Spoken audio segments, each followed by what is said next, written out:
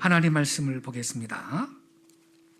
에베소서 3장 17절 말씀 한 절만 보겠습니다. 에베소서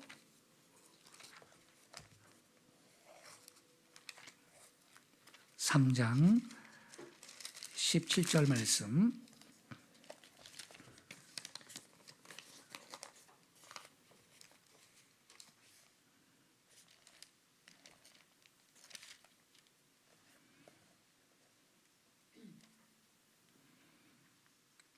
믿음으로 말미암아 그리스도께서 너희 마음에 계시게 하시옵고 너희가 사랑 가운데서 뿌리가 박히고 터가 굳어져서 아멘.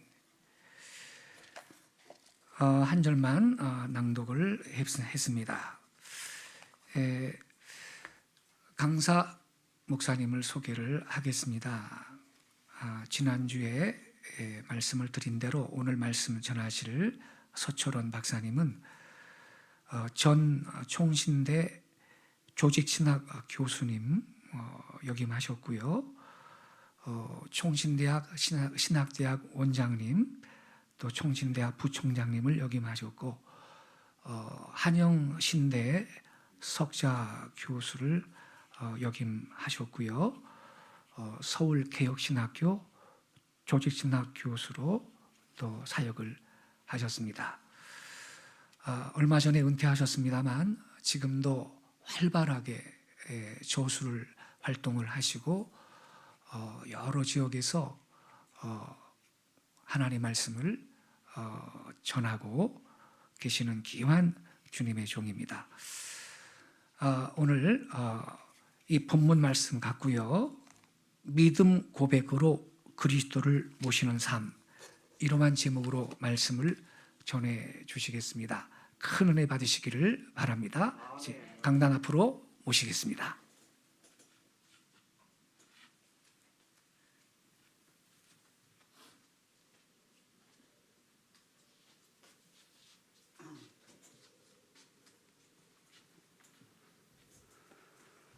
한 번 더 기도하십시다. 걸어가신 아버지, 우리가 이 아침에 우리 주 예수 그리스도의 이름의 권세로 주의 이름 앞에 나왔습니다. 우리에게 베푸신 큰 구원과 많은 은혜를 감사하고 찬송하며 경배하러 나왔습니다.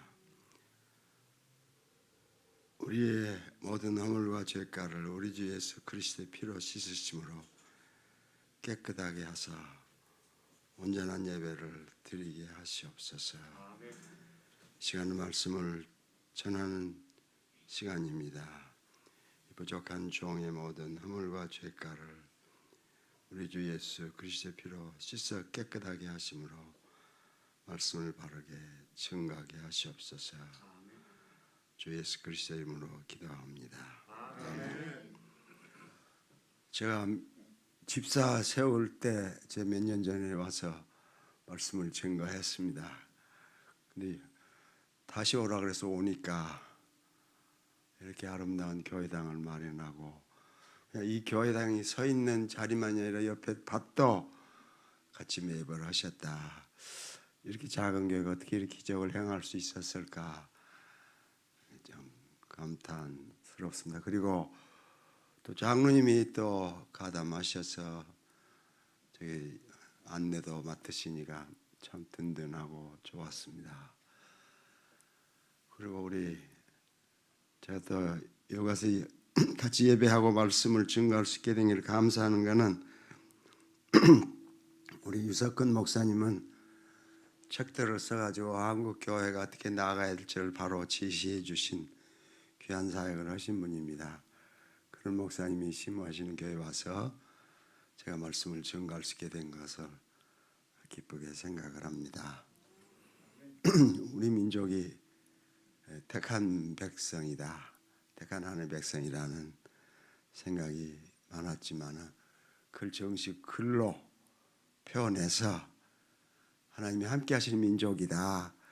이렇게까지 글을 쓴 분은 이제까지 없었는데 우리 목사님이 그 책을 써서 한국교회에 큰 힘과 격려를 주고 또 요새 새로 교황이 올라서 가지고 인기가 참 많죠.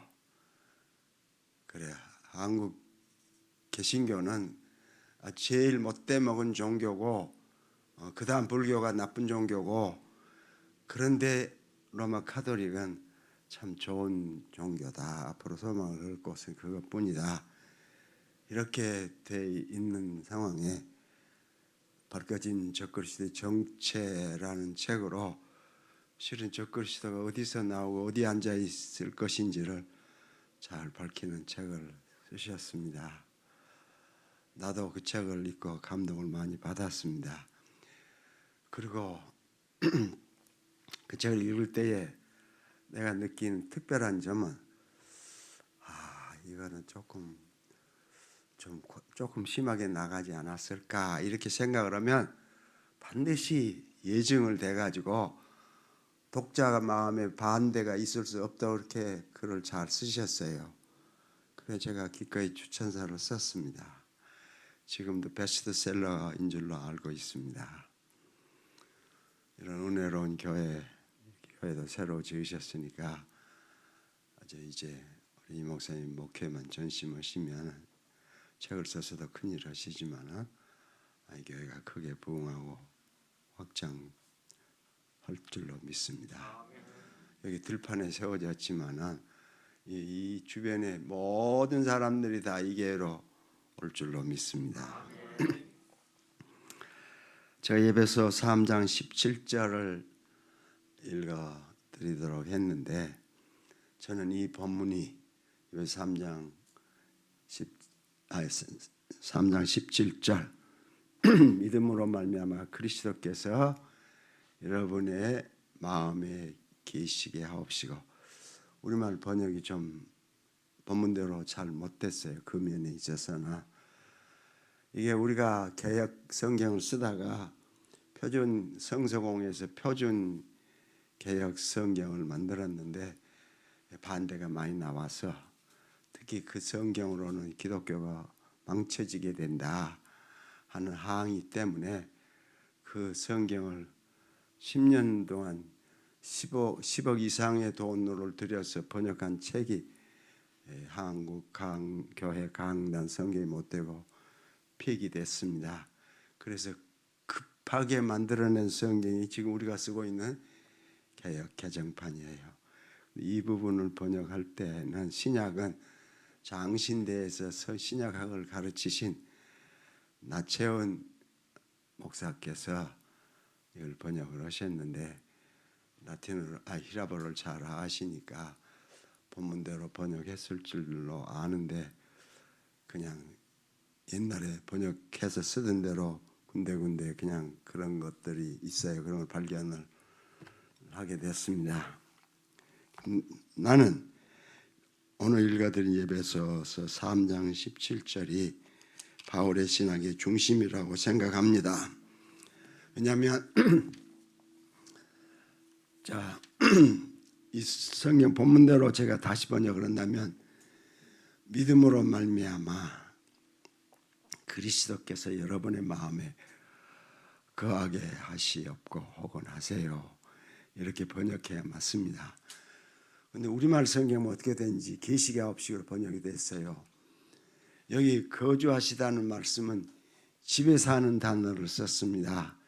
우리 살 때 여행 가서도 살지요. 살아서 여행하죠. 그래도 여행 갔다고 그러지 산다고는 말하지 않잖아요. 언제 사냐? 집에 와서 살 때, 집에서 밥 먹고 잠자고 쉬고 집에서 살 때 우리가 산다고 해요. 이 히라보 성경 원문에도 집에서 산다는 단어를 썼습니다. 그렇게 그냥 계시게 하옵시고는 일시적으로 있다가 내가 이 설교 끝나면 여기 강대상을 떠나요. 그러니까 오래 못 있는 거죠. 그런 게 아니고 이 원문 성경에는 믿음으로 말미암아 그리스도께서 여러분의 마음에 거주하게 하시옵고 이렇게 번역하도록 해야 맞고 그렇게 이해해야 맞는데 우리말 성경에 한글로 된 이 성경에만 개역판일 때도 그렇고 개역 개정판일 때도 계시계합식으로 번역이 되어 있습니다. 일본에 가서 강의하면서 그 통역자에게 물었어요. 일본 성경은 어떻게 되어 있냐? 사시계합식으로 되어 있다. 일본 사람들도 사시계합식으로 번역이 됐는데 우리말만 이렇게 됐습니다. 자, 우리는 교회 와서 세례받고 교회 봉사 열심히 하면 그리스도께서 우리 마음에 계시는 걸로 생각을 해요. 우리가 믿는 믿음의 대상은 예수 그리스도와 그의 구원 사역입니다. 그러니까 그리스도께서 내 안에 거주하시는 길은 여기 믿음으로 말미암아로 돼 있지만은 믿음 고백으로 번역을 해야 맞고 믿음 고백으로 이해해야 맞습니다. 우리가 믿음이 되는 것은 믿음 고백으로만 됩니다. 우리가 세례 받을 때도 한국 교회는 고대 교회 전통을 따라서 해서 그렇지 정상적으로 신약적으로 온다면은 세례를 받는 자가 믿음 고백을 하도록 해야 맞습니다. 그러면 그리스도께서 내 안에 거주하시는데 그렇지 않고 그냥 문단만 하고 마니까 세례 받아도 아무런 변화를 느끼지 못해요. 그래, 그러고 그냥 교회 다니는 거죠. 또 교회 잘 나오도록 서약을 했고 예배 잘 참석하도록 서약을 했으니까 이게 믿는 것으로 알고 또 교회 와서 교회 봉사를 잘하고 주의 종을 잘 받들면 잘 믿는 것일 뿐만 아니라 복을 받는다고 이렇게 약속을 많이 받아서 그렇게 하는 것이 믿는 걸로 생각을 해요. 그런데 요 바울의 가르침에 의하면은 그렇게 믿는 것이 아니라 믿음 고백을 함으로 그리스도께서 우리 안에 거주하세요. 그냥 거주하시는 것이 아니라 우리는 또 오순절의 영향으로 성령 세례로 성령을 충만히 받는 것을 많이 들어서 성령 받는 걸로 알지 그리스도께서 계신다는 것에 대해서는 거주하신다는 것에 대해서는 별로 우리가 생각을 못했습니다. 설은 이렇게 길어지면은 와, 저 설교를 오래 하겠구나 그렇게 생각을 하실 수 있죠. 예, 저는 30년 이상 교수만 했습니다. 그래서 설교할 기회가 별로 많지 않아요. 총신서 교수할 때도 교수들이 많아지니까 한 달에 한 번도 설교 기회를 안 줄 때가 많았습니다. 미안합니다. 목이 걸걸해가지고 목소리도 적은데 목도 걸걸해서 미안합니다. 예. 자, 믿음 고백을 하면 그리스도께서 우리 안에 거주하십니다. 그것이 믿음의 시작이에요. 믿음 고백을 해야 믿음이 시작합니다. 교회 출석했다고 다니는 게 아니에요. 믿는 게 아니에요. 그건 교회 출석이에요. 요새 우리 한국교회 유행하는 대로 발신자지요. 발로만 왔다 갔다 하고 다니지 믿음 고백을 안 했기 때문에 그리스도께서 내 안에 거주하지 않으세요. 언제 거주하시느냐? 믿음 고백을 하며 우리의 믿음의 대상이 예수 그리스도와 그의 구원 사역이에요. 그러니까 주 예수님 내가 주를 믿습니다 하고 고백을 해야 합니다.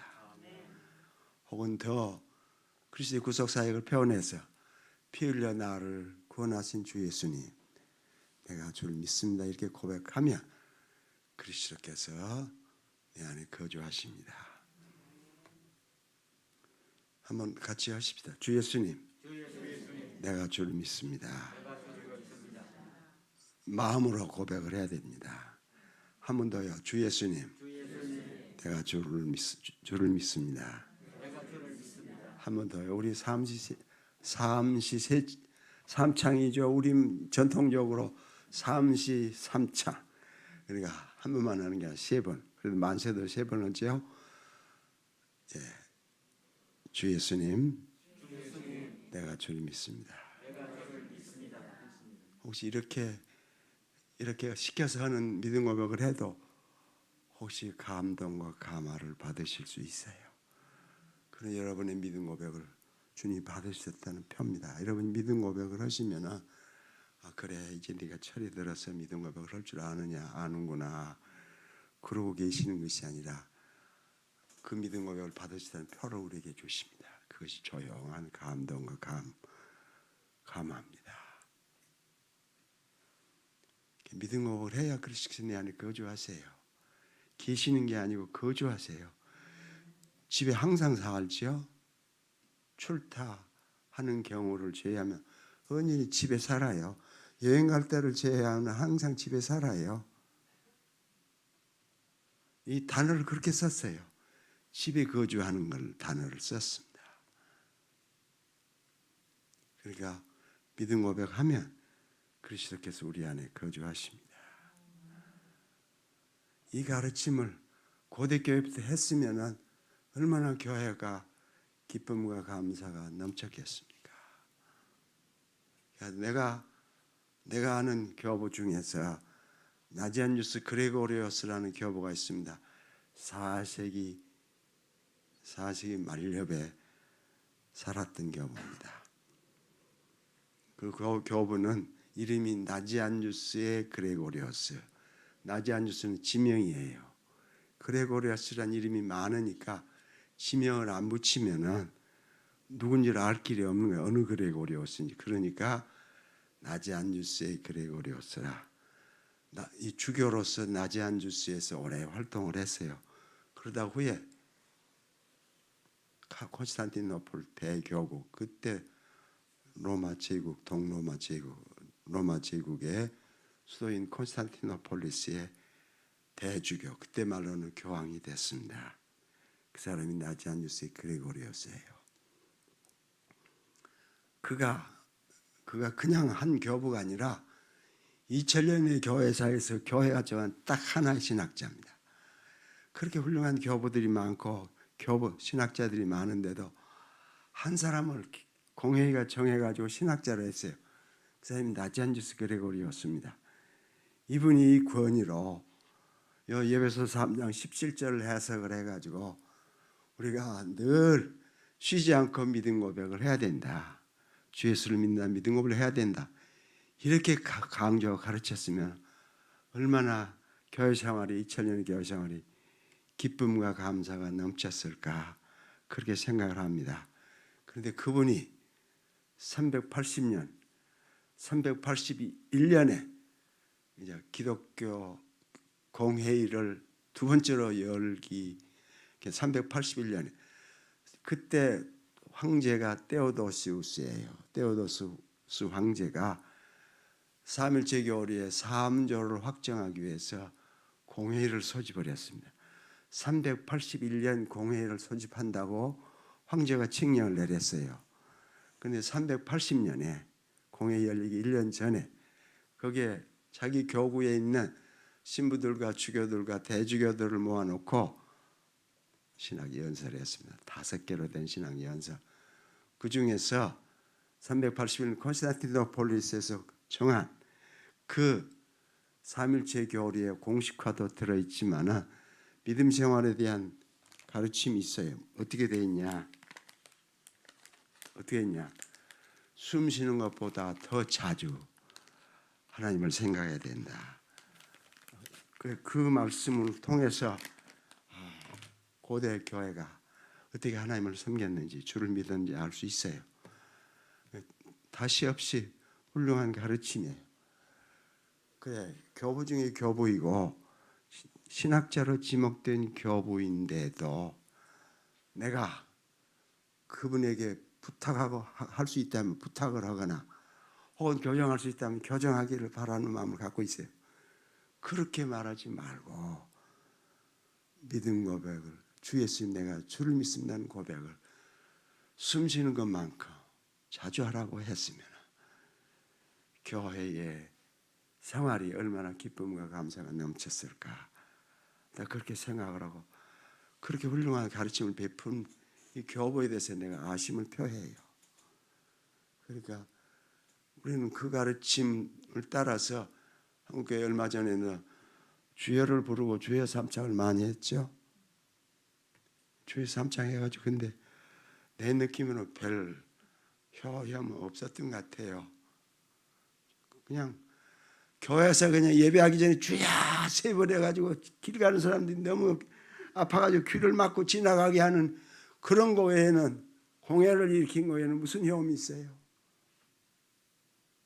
그러니까 이 말은 고대 교회부터서 우리가 믿는 믿음의 법이 무엇인지를 바로 못 가르쳐 주었다. 지금 그 말씀이에요. 나는 이 바울의 말대로 바울의 요 가르침대로 예배서 3장 17절 믿음으로 말미암아 믿음 고백으로 그리스도께서 여러분의 마음에 거주하게 하시옵고 이렇게 번역을 하고 이해를 해 맞습니다. 이 말씀이 우리 믿음 생활의 중심이에요. 그래서 내가 바울이 10세 편지를 썼지만 그중에 그 제일 핵심이 바로 오늘 이 본문이라고 생각을 합니다. 그런데 우리는 예수 믿는 거는 처보이고 인문이고 예수 믿음 다음에 하나님 생명이 따로 있는 걸로 생각을 하고 살아왔어요. 그러니까 예수 믿어서 교회 들어오고 신앙생활을 한 다음에 마지막 목표가 하나님을 섬기는가 거기에 있는 걸로 생각을 해서 예수 믿음이 그렇게 중요한 것이 아니라고 생각을 해요. 또 우리가 가까운 감리교를 세운 분이 영국 사람 요한 웨슬리지요. 존 웨슬리. 그 형제 찰스 웨슬리는 음악가로서 찬송곡도 많이 짓고 형님의 부흥운동을 많이 돕는 일을 했습니다. 근데 웨슬리에 의하면은 예수 믿음은 초보예요. 입문이에요. 준비예요. 진짜 중요한 거는 사랑의 선행이에요. 하나님의 사랑이에요. 그럴 뿐만 아니라 예수 믿음이 그 정도이면 예수 그리스도가 이룩한 구원도 우리의 구원에 이르는데 하나의 조건이지 근거가 못 된다고 설교에서 선언을 해요. 그러니까 그 사람이 14권으로 된 큰 설교집을 냈어요.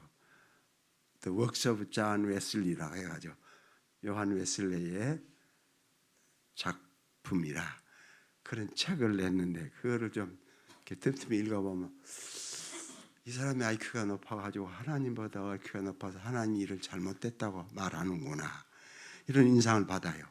왜? 그리스도의 구속사역으로 구원에 이르는 게 아니에요. 우리의 사랑의 선행으로 그렇게 가르치고 하나님의 사랑이 더 중요하다. 하나님의 사랑이 바로 그리스도의 십자가의 죽으심인데 피 흘리심인데 그렇게 말하지 않고 이렇게 말한다고요. 그러니까 하나님 섬김이 더 중요하고 예수 믿으면 인문일 뿐이라 우리는 이렇게 생각을 해요. 그런데 신약 아무를 읽어봐도 그런 말씀은 없어요. 말을 바꾸면 무슨 말이냐? 우리가 전심으로 하나님 주 예수를 믿는 것이 하나님 섬김이에요. 예수 믿음 외에 하나님 섬김이 따로 있지 않습니다. 요새는 우리 이 목사님은 아주 복음을 선포하는 복음 전력자니까 그러지 않겠지만 요새 신학교의 교수들이 좀 딴소리들을 많이 해가지고 한국교회도 상당히 퍼진 걸로 생각을 합니다. 그러니까 바울이 본래 율법을 잘 지키다가 예수 믿음으로 얼마 섰는데 그는 유대교를 버리고 그런 것이 아니고 율법을 흠없이 잘 지켰지만 하나님이 또 딴 구원의 길을 예수 믿음을 냈으니까 그를 얼마 간 것뿐이다. 이런 소리를 해가지고 이게 한국 강단에 가득해요. 신학교 교수들이 이걸 가르쳐요. 신약학 교수뿐만 아니라 구약학 교수도 가르쳐요. 다 이게 옳다고 한국교회에 가득 찼어요.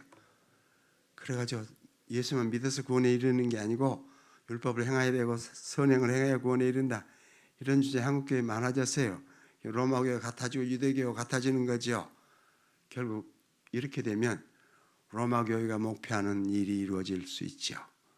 로마교회가 종교개혁이 일어난 때부터서 종교개혁, 이신칭이 믿음으로만 구원에 이른다 이걸 박멸하고 도로 개신교를 도로 자기 품으로 안아들이려고 노력하고 지금은 또 그 유태인들하고 로마 교회하고 이렇게 합작을 해가지고 율법을 선행을 하는 수준에서 율법을 지켜야 구원에 이른다. 내가 그분의 책을 직접 읽지는 않았지만 오늘 목사님이 나한테 말을 하는 거예요. 존 워스라는 분이 그 요새 책 보면 그 사람 저술이 많이 소개됩니다. 그분이 하는 말이 설교가 그렇게 한대요. 미국 사람인데 여기 교인들한테 쳐놓고 50년 후에 여기 앉아있는 대부분 90% 이상은 다 지옥에 가 있을 것이요. 왜? 율법 안 지키니까. 그래서 내가 그 목사님한테 기가 막히다. 기가 막히다. 지금 유태인들이 돈이 많아요. 돈 많은 사람이 그중에 한 가문의 사람 돈을 많이 갖고 있는데 전 세계 자산을 1,000조 달러로 1,000억조 1,000억조라고 해야 돼요. 1,000조라고 뭘 해야 됩니까? 1,000조 달러라면 그 한 가문의 형제들이 갖고 있는 돈이 500억조예요. 500조. 그러니까 우리는 줘도 쉬지도 못해요. 상상도 안 되는 액수를 갖고 있어요. 이 돈으로 전 세계를 지배하고 있습니다. 한국은 무사하냐? 그렇지 않아요. 우리 박정희 소장이 구태서 이렇게 가지고 화폐 개혁을 해 돈을 찍었습니다. 런던 가가지고 그 사람들 공장에 찍어 갖고 왔어요. 그때부터 한국은행에 그 사람 대부분이 다 소유를 하고 있습니다.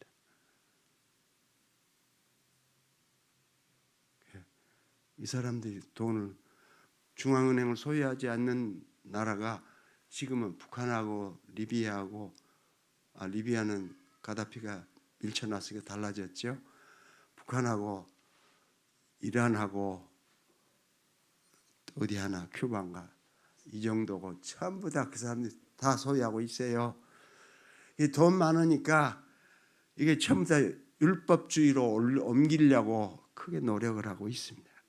그러니까 이럴 때서 우리는 예수 믿음으로 구원한다는 진리를 굳게 지켜야 합니다. 그 예수 믿는 게 딴 게 아니고 주 예수님 내가 주님이시다 믿음 고백을 함으로 내가 진짜 주님을 믿는 자들이 되고 바로 믿고 주님이 내 안에 거주하시기 때문에 내 속에서 구원의 기쁨과 감사가 넘쳐나요. 주님이 거주하시니까. 우리 예수 믿습니다. 예수 믿으면 두 가지 특징이 있습니다. 기쁨과 평안. 그것 때문에 예수 믿어요. 그런데 우리는 믿음 고백을 안 하기 때문에 예수 믿고 교회 와도 구원의 기쁨과 감격을 못 누려요. 근데 제자 목사가 저 지방에서 목회를 하는데 그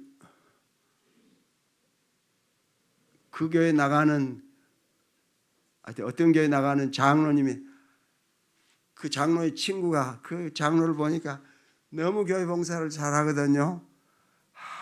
저 교회 가면 편안을 얻고 기쁘겠다. 그래서 김 장로 나 자네 교회 나가면 안 될까?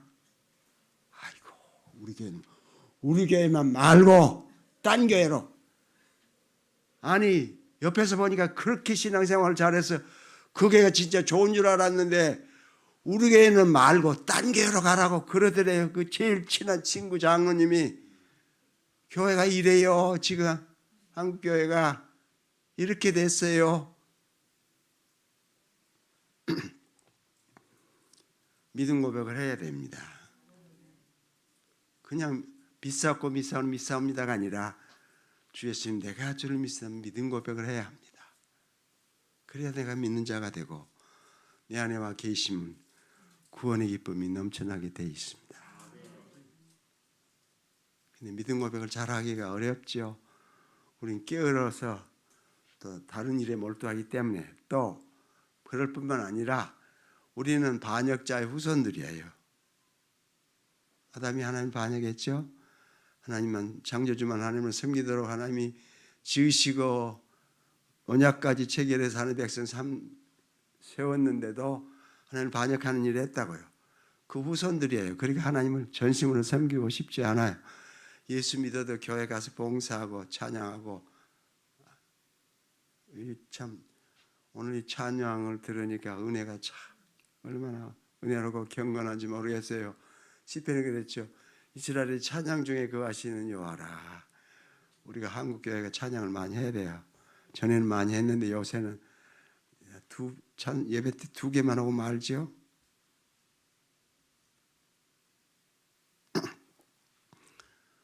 우리가 주 예수를 믿음으로 모시고 살면은 우리 안에서 찬양과 감사가 늘 나오게 돼 있습니다. 주 예수를 모셔야 우리가 변화됩니다. 한국교회 변화되지 않는 그리스도인 많다고 말해요. 어떤 목사가 나한테 메일을 보내가지고 한국교회 90% 이상의 성도들이 구원 못 얻은 성도들입니다. 왜? 행함이 없으니까요. 그래서 내가 그 목사에게 다시 답을 했어요. 그래서가 아니고 일어나서 활동할 수 있으면 걸을 만큼 밥을 못 먹었다. 그래서 빈사 상태에 지금 누워있는 상태다. 그래서 선행이 없는 것이지 선행을 못해 구원 못 얻은 그런 게 아니다. 그래도 한번 그 박힌 사람은 그 바꿀 생각을 안 해요. 나는 하나님 말씀에 근거해서요. 예배소 3장 17절 예배소 3장 17절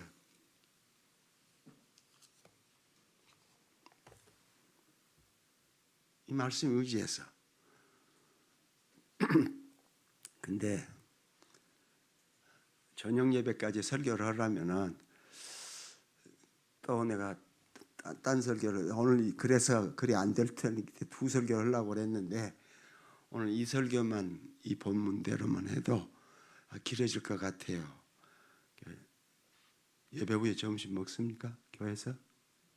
점심 안 먹어? 코로나 때 김밥 밥 기다리고 있으니까요. 배고프시더라도 좀 참으시고 저 시계로 12시 1분이거든요. 이제 밥 먹을 시간이 돼가죠. 보통 12시에 밥 먹자면 12시 반쯤 보통 먹죠. 그러니까 제가 조금 더 말씀을 증가하기를 원합니다. 우리는 예수 믿으면 변화될 줄 알았는데 예수 믿어도 변화되지 않아요. 왜? 믿음 고백에서 그리스도를 모시지 못했으니까. 언제 변화됐냐?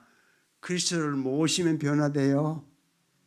그거는 그리스도를 모시는 길이 딴 길이 아니라 주 예수님 내가 주님 있으면 믿음 고백을 하면 주님이 내 안에 거주하세요. 그럼 변화돼요. 나는 찬송가 289장을 좋아합니다. 특별히 2절을 더 좋아합니다. 2절이요. 이렇게 됐으면 주 예수 내 마음에 들어와 계신 후 망령된 행실을 끊고 우린 예수만 믿으면 망령된 행실을 끊는 줄 알았는데 이 찬송가에 보면 망령된 행실을 예수 믿어 교회 나온다고 변화돼가지고 끊는 게 아니에요. 그리스도를 믿음 고백함으로 내 안에 거주해야 망령된 행실을 깨달아요. 그게 망령된 행실 알고 끊어요. 그냥 교회만 나간다고 망령된 행실을 끊는 게 아닙니다.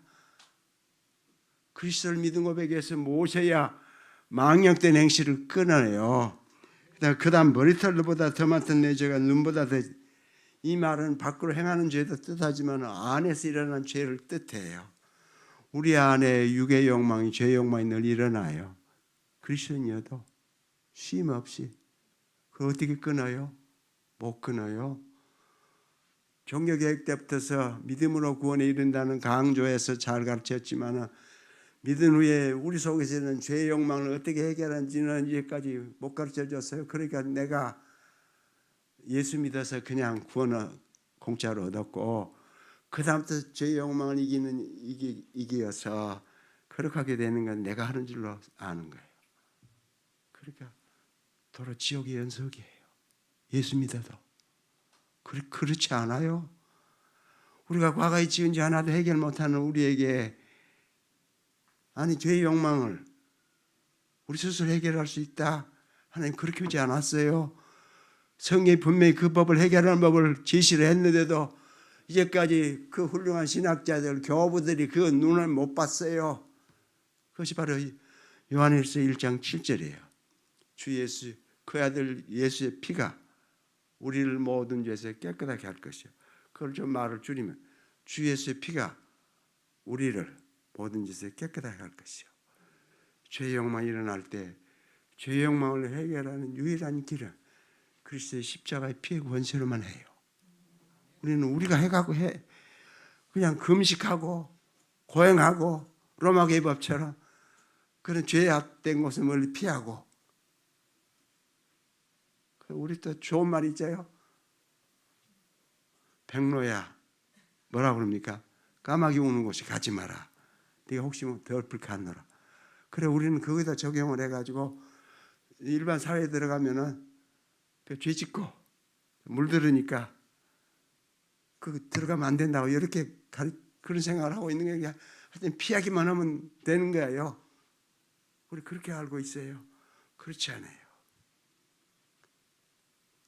철없는 사람도 천하장사도 삼성 같은 사람도 혹은 뭐 성경 인물하고 아무 상관이 없지만 삼국지에 나오는 패왕 있죠? 패왕. 이제 그 한고조가 된 유방하고 패왕 이 목사님 그 패왕 이름이 어느 생각이 안 나? 이름. 항우. 항우는 28살이고 요 한고조는 43살 때 천하를 통일해서 다퉜어요. 항우가 보통 힘이 센 사람이에요. 얼마나 힘이 세면 역발산 기계에서 힘으로는 산을 뽑고 기운으로는 세상을 덮는다. 기계세. 그 말이 항우에게서 나왔어요. 그렇게 힘이 많은 사람이에요. 전장에 나와서 20만을 땅에 묻은 사람이에요. 보통 힘이 센 사람이 아니에요. 그래도 그렇게 힘이 센 사람이 크리스찬 교회 다니면 옛사람 이기냐? 천합수도 못합니다. 복음의 도로만이 옛사람을 이길 수 있어요. 욕망을 이길 수 있어요. 그게 걸어가게 되는 거죠. 그런데 우리가 예수 믿어서 육의 욕망이 일어날 때도 이 주 예수님 내가 줄 믿습니다 하는 고백을 함으로 그 욕망을 이길 수 있습니다. 그러니까 그 고백을 하는 사람에게는 육의 욕망 안 일어나냐? 그렇지는 않아요. 그렇지 않아요. 그러니까 제가 지금 세는 나이로 금년에 81세거든요. 조금은 세상은 여러분보다는 좀 더 오래 살았죠. 경험. 그냥 학자고 가르치니까 공부하고 책 읽는 것밖에 몰라서 세상에 돈 벌 줄도 모르고 나이 들어 보니까요. 그냥 내가 젊었을 때는 학자는 세상 물정을 몰라야 된다. 그렇게 많이 받았거든요. 그 한국 학자들이 너무 정신이 말똥말똥해서 세상 물정을 너무 잘한다. 이래가지고 무슨 큰 학자가 되고 노벨 수상자가 나오겠냐. 이런 말을 대학 때 많이 들었거든요.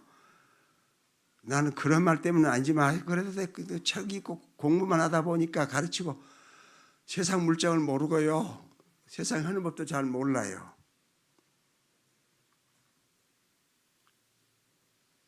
그래도 나이가 이만큼 먹었으면 사람 인간 본성에 대한 들여다보는 거는 조금은 좀 더 할 수 있다고 생각을 해요. 예수 믿음 고백을 해도 죄의 욕망은 늘 일어나게 돼 있습니다. 우리는 그것이 일어날 때 어떻게 처리를 못해요.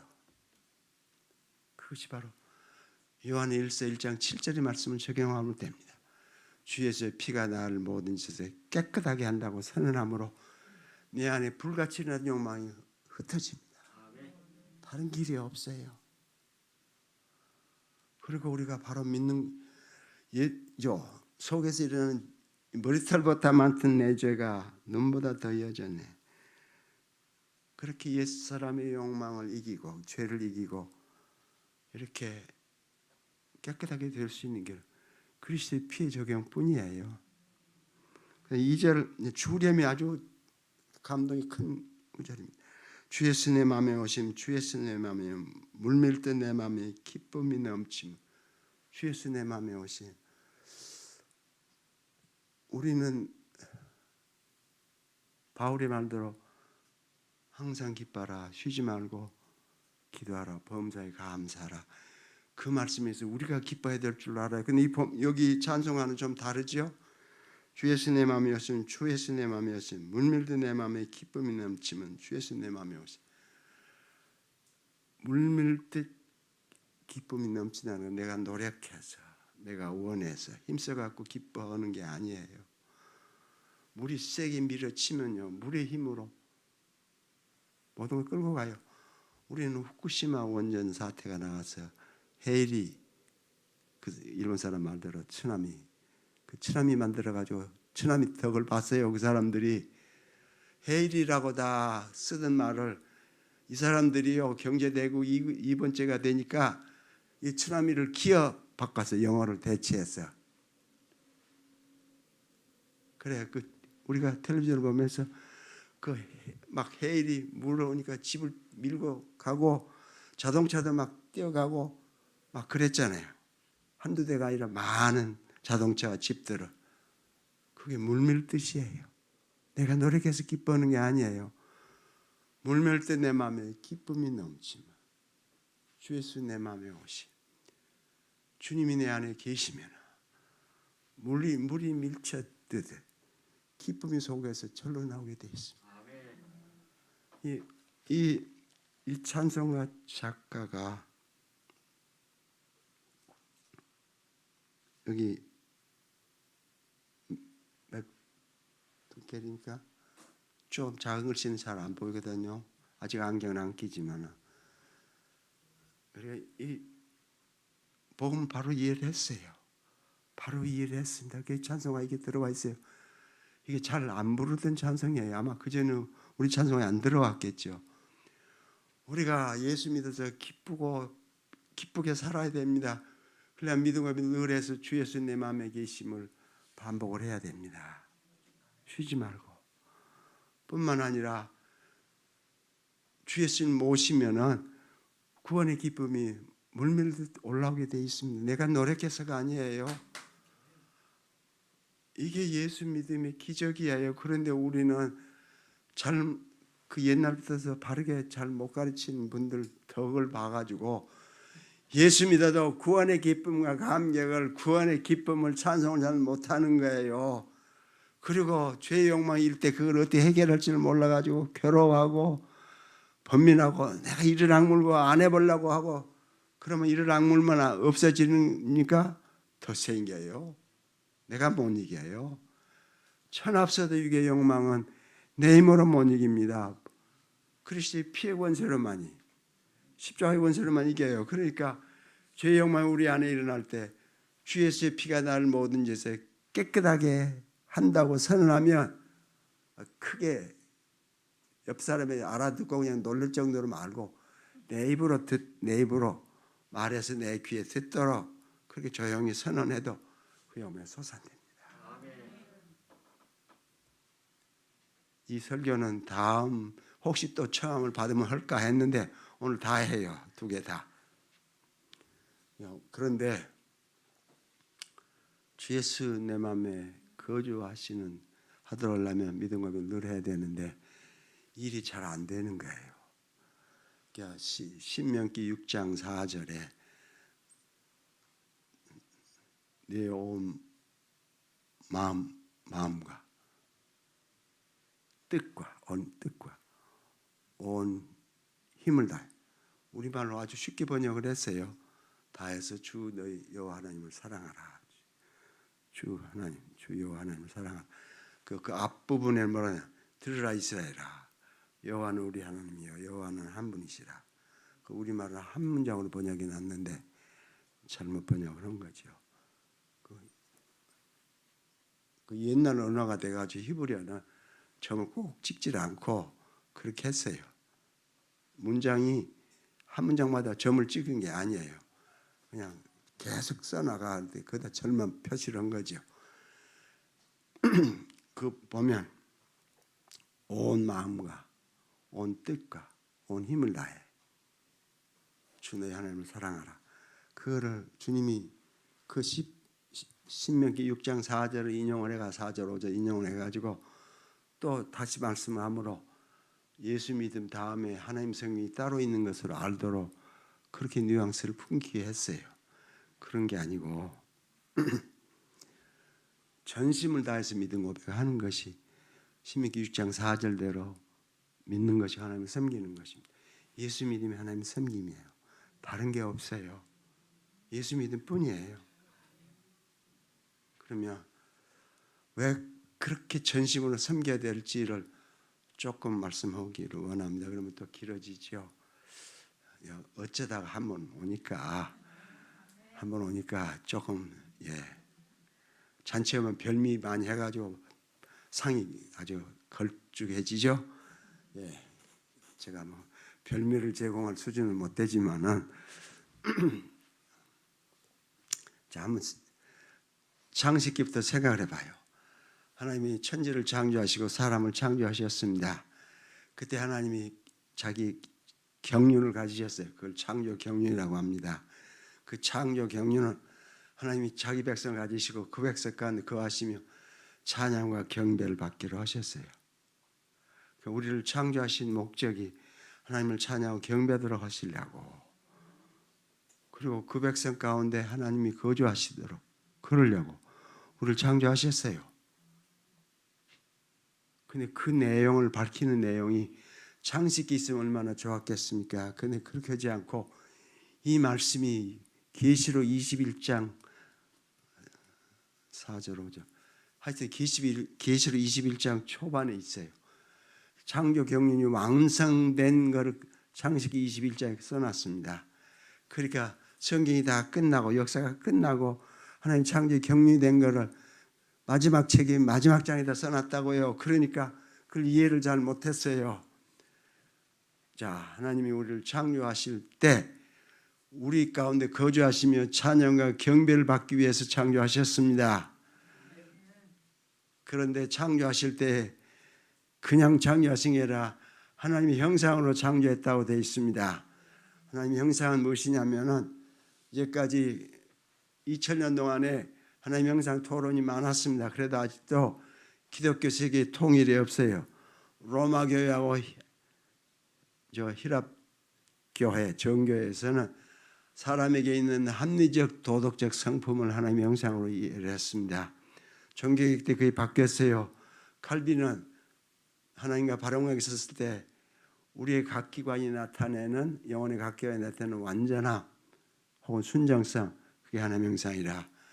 그런데 칼빈의 후계자들은 그렇게 말하지 않고 하나님과의 동형성이라, 모양 형자, 한 가지 동자, 하나님과 형상이 같다 이렇게 했어요. 그런데 그 후계자들도 하나님의 어느 면에 있어서 하나님과 동형인지는 말하지 못했습니다. 그러니까 계속해서 하나님의 형상에 대한 토론이 진행됐어요. 20세기 중반에서까지. 그 20세기 제일 큰 신학자는 칼 발트, 자유주의 신학자이고 우리는 도저히 받을 수 없는 신학이지만 그 사람도 하나님의 형상을 새롭게 제시를 했어요. 그런데 내가 보기에는 그런 형상은 정의는 맞지 않다고 봅니다. 제가 보기에는 하나님이 인격이시에요. 하나님이 신성 자체로 계시기나 인격으로 계세요. 언제든 인격으로 계시고 인격으로 일하세요. 그냥 한 인격일 뿐만 아니라 세 인격이죠. 세 위격. 하나님이 우리를 창조하실 때 자기가 인격으로 계시고 인격으로 일하신 것처럼 자기의 인격을 피조 수준에서 본받아서 인격체가 되도록 우리를 지으셨습니다. 우리가 하나님의 형상으로 지음받았다는 건 인격체로 지으셨다는 말이에요. 도덕적 합리적 성품은 인격을 구성한 한 요소일 뿐이지 인격 자체가 될 수 없어요. 하나님의 형상으로 우리를 지으셨습니다. 하나님이 인격이신 것처럼 우리도 인격체로 지으셨어요. 그렇게 지으신 다음에 명령해 가지고 너는 창조주만 하나님으로 섬겨라, 그렇게 하실 수 있어요. 그런데 우리를 지으실 때 인격체로 지으셨으니 자유인격체로 지으셨거든요. 하나님은 우리를 인격적으로 대접을 하세요.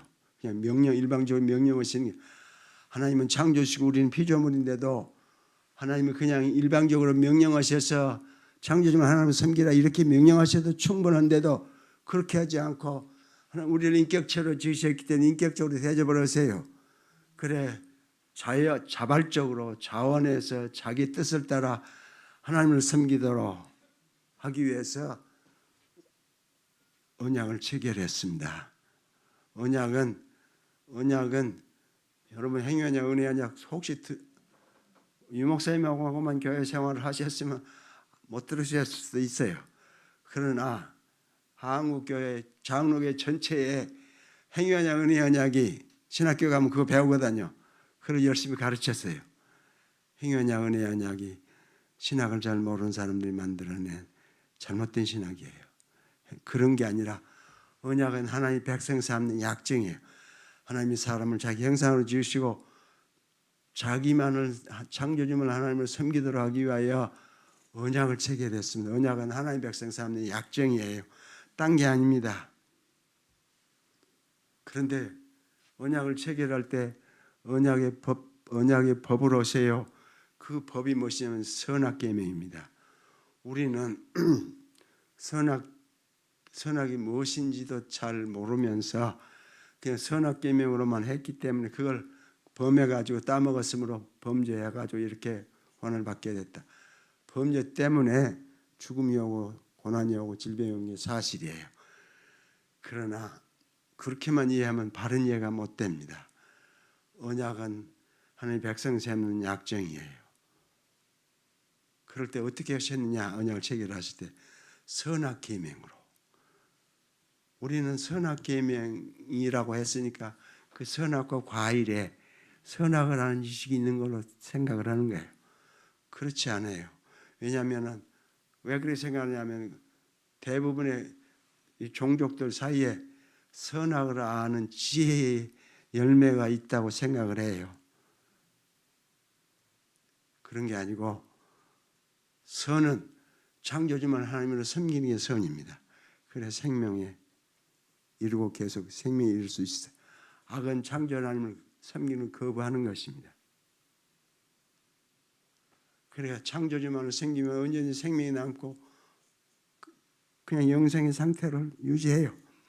하나님 섬김을 거부하면 그게 악이기 때문에 죽음을 받고 저주를 받게 돼 있어요. 그래, 그 계명으로 언약을 체결했습니다. 아담이 언약 백성이 되어가지고 하나님을 잘 섬겼습니다. 언제 하나님을 찬양함으로 시작하고 하나님을 찬양함으로 일과를 시작하고 진행했습니다. 아침에 일어나서 하나님을 찬양함으로 시작했습니다. 낮에도 하나님을 찬양했습니다. 저녁에도 하나님을 찬양했습니다. 자기 전에도 하나님을 찬양하고 경배했어요. 아담의 삶은 하나님을 찬양하는 삶이었습니다. 그렇게 예배할 때만 하나님을 섬겼냐? 그게 아니에요. 우리는 서양 교회나 로마 교회가 주로 그러죠. 일주일에 한 번 와서 미사만 드리면 돼요. 삶은 그냥 일반 삶과 똑같이 하죠. 한국 교회만큼 이렇게 많이 모이는 교회가 없어요. 그냥 부스 예배를 빼면 주일 아침 예배, 저녁 예배, 수요 예배, 금요일 철야 예배, 그리고 7번의 새벽 기도, 11번 모이죠. 세계에 이렇게 많이 모이는 교회가 아무 데도 없어요. 내가 돌아다니고 있는 대로. 한국만 이러는데 그렇게 모일 때만 예배하는 것이 아니라 아담은 하나님으로부터 이 창조 세계를 탐구하는 명령을 받았습니다.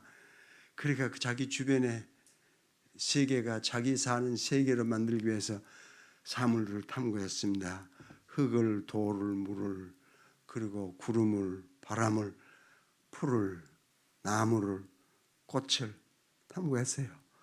탐구할 때 거기서 뭐를 봤습니까? 거기서 성질과 법칙을 발견해요. 과학자들이 탐구하는 것이 성질과 사물의 성질과 법칙이죠. 그런데 아담은 그냥 사물의 성질과 법칙을 탐구한 대로 그렇게 사물 탐구를 하지 않았습니다. 그 사물 속에 있는 성질과 법칙은 하나님의 창조주의 지혜와 결정인 것을, 창조주의 지혜와 권능의 결정인 것을 들여다보게 됐습니다. 그러니까 하나님을 찬양할 뿐만 아니라 감탄하고 경탄해서 하나님을 경배해요. 우리는 종교생활하고 일상생활이 분리되어 있지만 아담에게 일상생활이 탐구하는 삶이 하나님 찬양과 경배와 분리되지 않았습니다. 그래서 사물을 탐구하면서 과학자들은 아무리 크리스찬이어도 연구소에 들어갈 때 그 모자 벗어 걸어놓고 코트 벗고 안에 들어가서 연구만 해요. 연구 실험실에서 언제 모자와 코트를 생각을 합니까?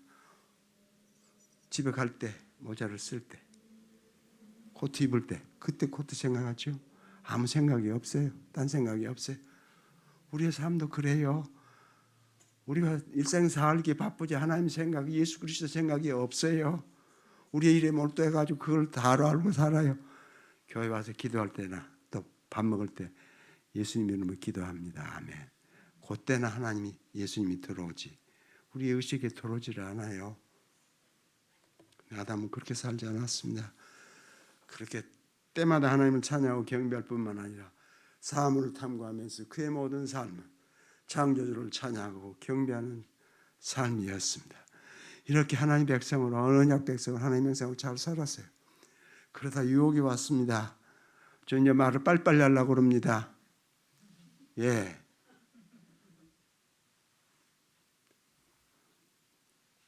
유혹이 왔어요. 뭐라고 하냐? 너도 하나님의 형상이지? 왜 네가 선악과 계명에 매여가지고 그렇게 살고 있어? 선악과 계명에 매여 사는 거는 종으로 사는 거야. 너도 하나님의 형상 아니야? 그러니까 네가 선악을 스스로 결정해도 선악이 된다. 해봐. 에고에다 호소를 했어요. 에고에다가, 그 인격에다가, 우리 요새 말로 하면 자존심에다가 호소를 하니까 넘어갔습니다. 창조 한쪽 말씀은 창조지 말씀이고 유혹자의 말은 피조물의 말인데도 이거를 같이 놓고는 저울질하는 거예요. 그래서 자기 이성으로, 자기의 경험으로 창조지 말씀이 진리인지 유혹자의 피조물의 말이 참인지를 실험해 보기로 한 것입니다. 그게 먹어봐야지요. 먹는 게 실험 아닙니까? 다 먹었습니다.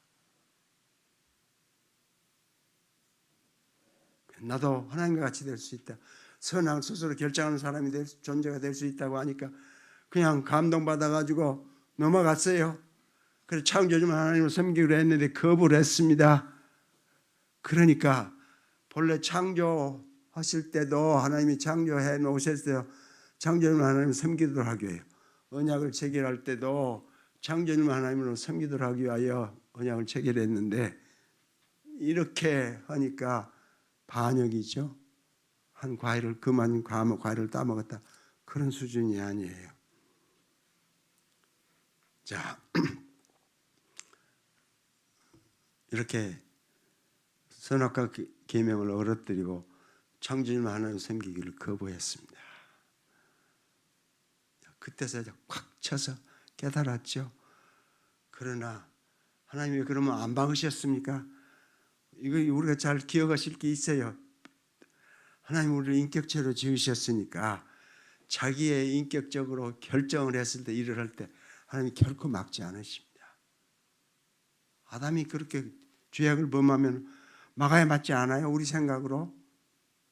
아담이 자기 아내를 누이라고 이렇게 할 때도 안 막으셨어요?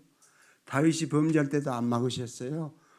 우리가 결정을 해가지고 일을 해서 범죄해도 하나님 막지 않습니다. 우리를 자유인격체로 일 다 하도록 내버려 두세요. 자기 인격으로 결정을 하니까요. 우리 인격으로 존중을 하시는 거죠. 그러니까 하나님이, 미안합니다. 빨리 못해요. 그래, 하나님의 처음 언약을 체결하실 때 말씀대로 네가 먹는 날은 정령 죽으리라. 계명을 범하면, 하나님 승인 거부하면 반드시 죽는다고 하셨어요. 정령죽으려 지금 반드시 죽는다고 했는데 히브리어 본문은 죽는다는 말을 2번 쓰므로 하나는 인피니티브로 부정사를 쓰고 하나는 현재형으로 써가지고 반드시 죽는다를 표현을 했습니다. 죽고 죽는다 이렇게 번역을 해야 맞겠죠. 본문대로 한다면 그렇게 해서 죽음과 저주가 들어왔습니다. 그래도 하나님이 당장 죽게 안 하시고 집행유예를 하셔서 아담이 93세를 살고 무드사는 969세를 살았어요. 다 900 살았습니다. 지금 우리 한국 백성들 다 오래 살기 원하죠. 100세 시대 그래서 다 100세 살. 근데요 국민은행에 한번 들어갔더니요 110세 100세가 한참 고비 올라갈 때 110세 보험이라고 써놨더라고요. 지금 이제 110세 사는 것이 이제 정해진 상황이죠. 다 오래 살기를 원해요. 본래 우리를 영생하도록 창조하셨거든요. 하나님만 바로 섬겼으면. 근데 하나님 성경 거부하니까 죽음이 우리에게 선언되고 저주가 왔습니다. 그러니까 다 죽게 되고 병들고 고난받고 어려움을 많이 겪었습니다. 이대로 되면 하나님의 저주대로 죽음의 선언대로 다 죽어 없어질 것입니다. 그래서 하나님께서 반역한 백성을 다시 그렇게 자기 백성 삼기를 하셨습니다. 근데 우리말에는 그렇게 심한 말은 아니지만 한 번 집 나간 며느리 또 나간다. 한 번 삐떼고 나가면은 그런 얘기 한다죠. 한 번 반역을 했으면 반역을 늘 하게 돼 있어요. 우리가 예수 믿어서 죄 짓는 것은 반역죄를 반복하는 것이죠.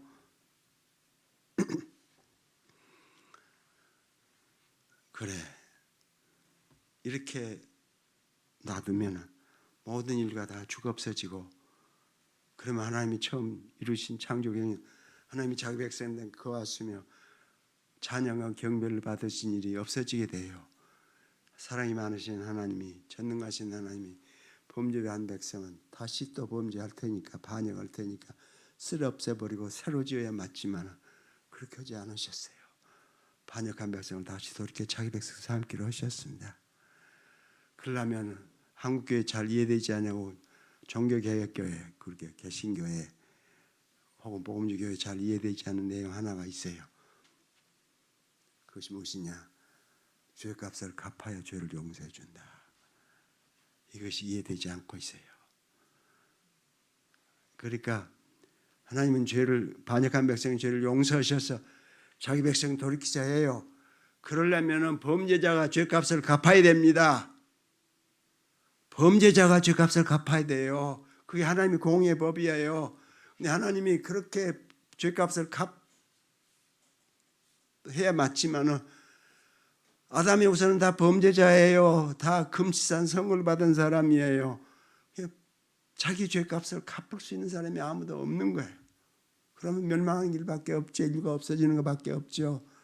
그래 하나님께서 하나님의 지혜로 사람이 지혜로 아니고 새로운 길을 내셨습니다. 하나님이 대신 죄값을 갚기로 하세요. 이제 우리 기독교 본론도 들어왔습니다. 대신 죄값을 갚아요. 근데 범죄는 사람이 했지요. 하나님으로서 죄값을 갚는 것이 아니라 사람으로 죄값을 갚아야 돼요. 그래야 하나님이 사람이 되시기로 하셨습니다. 사람의 죄값을 사람을 대신해서 사람을 위해서 사람 자리에서 갚으시기 위해서 사람이 되시기로 하셨어요. 그럼 사람이 되어서 오시려면 하나님이 사람 되어서 통로가 있어야죠. 그래 이스라엘을 아브라함을 부르신 것입니다. 우리는 순복음교회 여의도에 있는 어느 교회 큰 목사님의 가르침을 받아서 하나님 잘 생기니까 복을 많이 받았다. 그렇게 생각해서 아브라함에게 복을 주고 복을 줘서 거부가 되게 하고 창대하게 하려고 또 그래가지고 하나님 잘 생기면 복 받는다. 이게 꽉 박혀 있죠. 한국의 부흥사님들이 축복 설교밖에 안 한다고 해요. 복음은 전하질 않아요. 그래서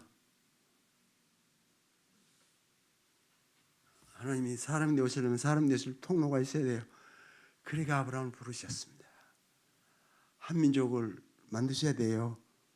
그러게 아브라함이 우선 애굽에서 하나님이 애굽을 백성의 양주로 정하셨습니다. 왜요? 애굽이 나일강이 그때 당시에 최대 강국이고 군대가 제일 강한 군대를 갖고 있었는데 여쪽이 함부로 침입하지 못해요. 백성이 원하는 전쟁이 없어야죠.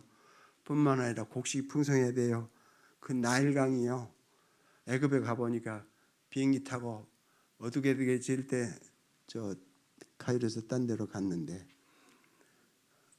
나일강만 주변만 펄해요. 나머지 완전히 모래예요. 인구가 8,500만이고 그 나일강이 가는 그 푸른 지역이 5%밖에 안 된답니다. 국토에. 근데 거기가 곡식이 많이 나요. 애굽을 8,500만의 인구를 다 먹여 살 뿐만 아니라 시저 때는 로마를 먹여 살리는 곡창이었습니다. 우리는 시저가 군대를 몰고 애굽으로 내려간 이유가 클레오파트라의 미 때문에 내려간 줄 알지만 그게 아닙니다. 클레오파트라가 왕 되려고 이미 왕되어 있는 동생하고 싸우니까 곡식에 로마로 안 와요. 곡식이 와야 되는데 로마로 안 온다고요. 그러니까 그걸 해결해 군대를 몰고 내려갔습니다. 그 로마의 곡창이었습니다. 그래 곡식이 풍성해요. 하나님이 애굽으로 야곱의 아브라함 후손이 내려가서 430년 동안 묵은 동안에 한 500만, 내가 보기에는 500만 됐다고 봅니다. 처음에는 60만만 말하다 지금은 200만 말하죠. 300만 이상 500만이 돼요. 우리 조상들이요 가난하고 못 먹을 때도 10명은 보통이었어요. 10명, 12명 그게 한 무시죠. 12명 낳는 것도 보통이고 많이 죽어서 인구가 팍팍 안 불었지. 예, 그렇게 많이 나왔어요. 그러니까 그때 500만 원 어떻게 사느냐? 60만, 300만 원 부부간에다가 세 자녀를 넣으면 5명이에요. 60만 20살에서 50세까지 싸움에 나갈 수 있는 남자 장정만 60만이에요. 거기다 5을 곱하면 300만이 되죠. 그러니까 300만에서 500만 인구가 됐습니다. 그렇게 됐을 때 하나님이 애굽에서 끌어내셨습니다. 그리고 언약을 체결해서 자기 백성 삼으셨어요. 그리고 이제 세상을 구원하는데 하나님이 대신 구원하죠. 그러니까 이스라엘에 속죄 제사를 두셨습니다. 죄 없는 어린 양으로 대신 제사, 범죄는 내가 했는데 어린 양이 대신 제물이 되게 하셨어요. 그거는 어린 양으로 제사해야 바른 제사가 아니라 하나님이 어린 양으로 오셔서 대신 죄값을 갚는다는 것을 가르치시기 위함이었습니다. 우리는 구약의 제사로 죄를 용서받고 신약에는 그리스도의 피로 죄를 용서받고 그렇게 이해하고 있는데 그렇지 않습니다. 신약이나 구약이나 전부 다 예수 그리스도의 피로만 죄가 용서받습니다. 성경을 대시하죠. 히브리서가 웅변하고 있습니다. 히브리서가 없으면 아마 우리가 유대교가 됐을 수 있어요. 모든 구약의 피제사로 짐승이 드린 제사로 죄가 하나도 용서되지 않았습니다. 그것이 히브리서의 결론이에요. 오직 그리스도의 피로만 죄 용서받아요. 하나님이 사람이 되셔가지고 대신 속죄 제사를 한다고 그래서 구원한다는 걸 가르치시기 위해서 이스라엘에게 속죄 제사를 세우셨습니다. 그들이 1500년 동안 제사했어요. 출애굽부터 시작 그리스도의 십자가에 못 박히실 때까지. 성경을 자세히 잘 읽어보면 구약을 보면 모든 제물은 레위인들이 잡아요. 레위인들이 잡아요. 그런데 6월절에 대제사장이 백성의 죄를 속하기 위해서 지성소에 들어가서 속죄제사 할 때는 어린 양을 제사장들이 잡았습니다.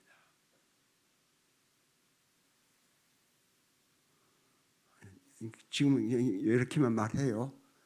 1500년 동안 그들은 어린 양을 잡음으로 하나님의 어린 양을 잡는 연습을 한 것입니다. 때가 찼습니다. 하나님이 사람이 되어서 이스라엘을 통해서 오셨어요.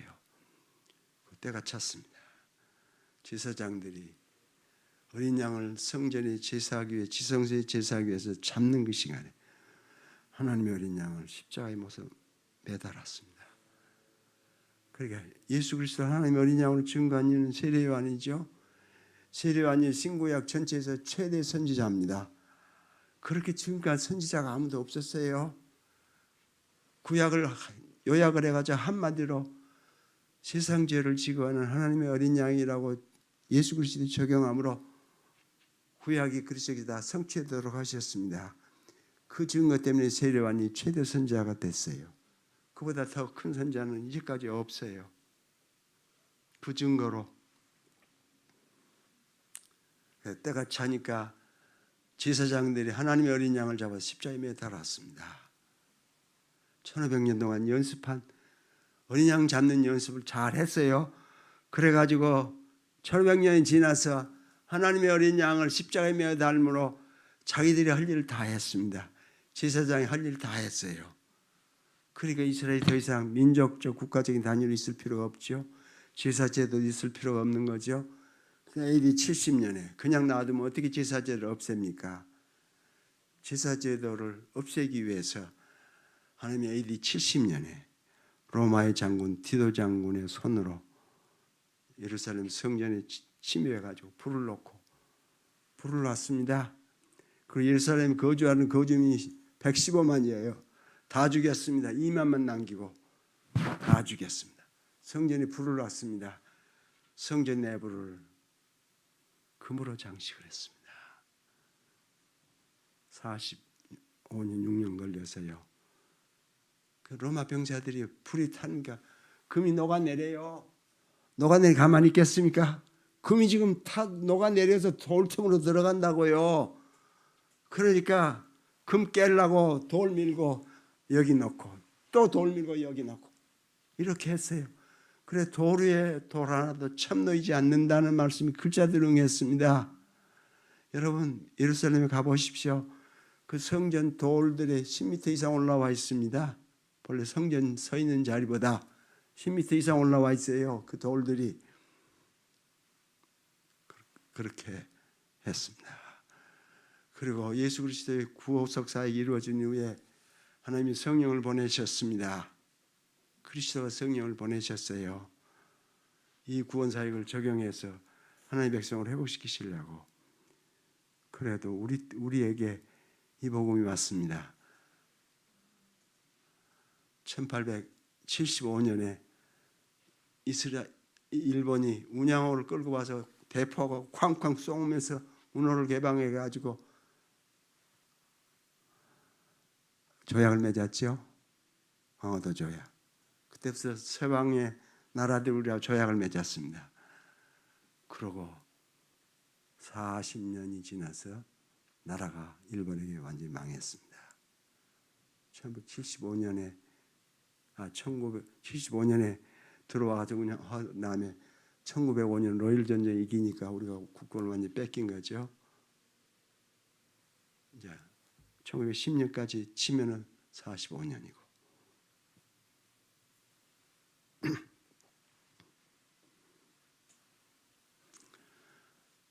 그 어려울 때, 그러니까 복음이 나라가 망하기 얼마 전에 들어왔어요. 우리는 예수 믿는다고 우리 선배들이 조상들이 고난을 많이 당했습니다. 그리고 많이 변절하게 하고 신사참배하게 했죠.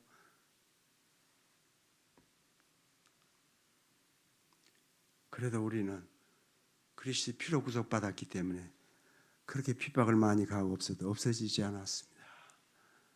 지금은 자유주의 신학으로 혹은 율법과 선행을 행함으로 또 예수 믿으면 다 율법을 지킴으로 이렇게 해가지고 기독교를 없애려고 하고 있어요. 그렇게 주장하는 사람들에서 저 그리스도가 나올 줄로 압니다. 이 목사님이 그걸 잘 밝혔어요. 읽으면서 근데 이거 좀 너무 심하다 싶고 증거를 딱딱 대갖고 말을 못하게 그렇게 좋은 글 쓴 기술이 어디서 났는지 모르겠어요. 내가 부러워합니다.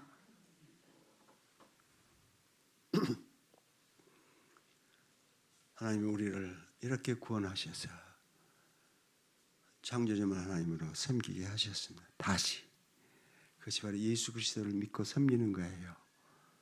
그러니까 숨 쉬는 것만큼 할 수 있으면 어려운 일이죠. 주 예수님 내가 주를 믿습니다는 숨 쉬는 것만큼 한다는 것이 쉬운 일이 아니에요. 보통 어려운 일이 아닙니다. 우리는 반역자의 후손이 돼서 그렇게 하고 싶지 않은 생각이 많아요. 그것도 일하느라고, 공부하느라고, 시험 준비하느라고, 가사 읽느라고, 농사하느라고, 장사하느라고 잊어버려요. 주님 생각이 없어요. 그래, 정신을 차리고 내 마음으로 작정을 해. 나는 꼭 주 예수님 내가 주를 믿는 고백을 해야 되겠다. 그리고 온 마음으로가 먼저 나왔죠요. 마음이 무엇입니까? 영어로 말하면 지성이에요. 지성. 마음으로 그 작정을 해야 됩니다. 잘 안 됐죠? 잘 안 되더라도 또 믿음 고백을 해야 돼요. 주 예수님 내가 주를 믿는 고백을 해라. 주는 본래 하나님이시고 창조주셨는데 나를 죄와 죽음에서 구원하기 위해 사람 되어 피 흘려서 죽으셨는데 그런데 구주가 되셨는데 그런 하나님을 내가 어찌 모십니까? 내가 모실 수 없는 사람인 줄 압니다. 그래도 내가 주를 모실 수 있도록 해 주시옵소서. 그 기도해야 됩니다. 내 힘으로 하면 내 힘으로 된 내공로가 되니까 내 힘으로 그렇게 못 믿어요. 은혜로만 그렇게 믿음 고백하고 생각날 때마다 쉼 없이 주 예수님 내가 주를 믿사 믿음 고백을 하게 되기를 바랍니다. 우리가 전도하지 못한 이유가 있습니다. 교회 나가도 생시를 다 못 고쳤거든요. 그래 부끄러워요. 그래서 전도를 못해요. 그리스도를 믿음 고백의 마음에 모시고 살면 내가 변화된 새 사람이 되고 내 안에 그리스도께서 사시기 때문에 내 안에 계신 그리스도를 증거할 수 있습니다. 전도할 수 있는 담력은 다른 데서 생긴 것이 아니라 믿음 고백해서 그리스도를 모시고 삶으로 이루어질 수 있습니다. 그 길만입니다. 딴 길이 아니에요. 예수 믿고 하나님 생기는 게 딴 게 아니라 주 예수님 내가 주님 믿습니다고 늘 고백하는 것입니다. 할 수만 있으면 숨 쉬는 것만큼 자주지만 그렇게 못하더라도 이렇게 늘 마음으로 작정해서 주 예수님 내가 주를 믿습니다 믿음 고백을 늘 하시게 되기를 바랍니다. 그렇게 믿음 고백하면 나도 예수 믿어 그렇게 변화시키고 싶다고 여기 동네 사람이 다 오게 돼 있어요. 목사님 나 설교 길게 했으니까 기도하지 않습니다.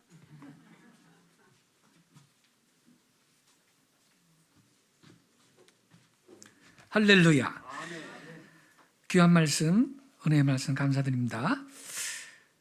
오늘 그 본문 말씀 에베소서 3장 17절 우리 개역 개정판 성경에 믿음으로 말미암아 그리스도께서 너희 마음에 계시게 하시옵고, 이 계시게라는 번역이 원문의 뜻을 충분히 전달하지 못했다.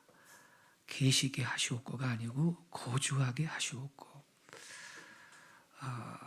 그냥 계신다라는 것은 뭐 잠깐 있다가 가실 수도 있는 상태가 그 계시는 건데, 거주라는 것은 내 집이라는 그 말씀이 핵심이었습니다. 어떻게 그렇게 모실 수가 있는가, 거주하실 수가 있는가? 믿음 고백입니다. 할렐루야. 주여 믿습니다. 주님, 나는 주님을 믿습니다. 늘 그렇게 숨 쉬는 것만큼 고백을 하심으로써 주와 늘 동행할 수 있는, 주님의 능력 가운데 살 수 있는 우리 귀한 성도님들 되시기를 바랍니다. 우리 예배팀 나오셔서